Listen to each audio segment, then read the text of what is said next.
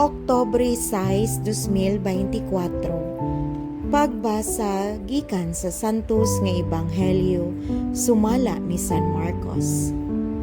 Ug dihay pipila ka mga Pariseo nga miduol ug misulay pagbitik kang Jesus. Nangutana sila, nagtugot ba ang atong balaod kang bisan kinsa sa pagbulag sa iyang asawa? Si Jesus misumbalik sa pagpangutana kanila, unsa may gisugo ni Moises kaninyo? Mitubag sila, mitugot si Moises nga ang bana makahimo pagbulag sa iyang asawa, human niya sulatig sulat sa pagpakigbulag sa iyang asawa. Miingon si Jesus kanila, gihimo kining suguan ni Moises kay kamo gahi mag-ulo. Apan sa sinugdan, sa pagbuhat sa kalibutan, gibuhat sa Dios ang lalaki o babae. Tungod niini mubiya ang lalaki sa iyang amahan ug sa iyang inahan ug makikhiusa sa iyang asawa ug silang duha mahimo ng usa.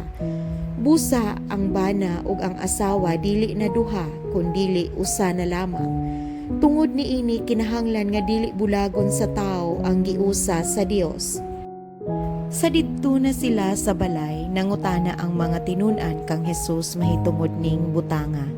Miingon siya kanila, ang bana nga mubulag sa iyang asawa ug makigminyog laing babae nakapanakaw patok sa una niyang asawa, ug ang babae nga mubulag sa iyang bana ug makigminyo og laing lalaki na napaw usab. May pipila ka tawo nga nagdala og mga bata ngadto kang Jesus aron sila hikapon niya, apan gikasab-an sila sa mga tinun-an. Sa pagkaalingat ni Jesus niini, nasuko siya og miingon sa iyang mga tinun-an, paaria kanako ang mga bata.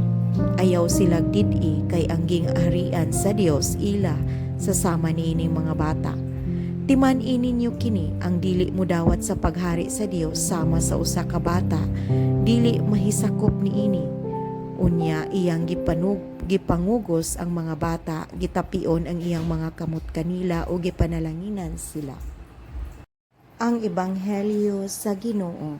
Daygon ko ikaw o Kristo.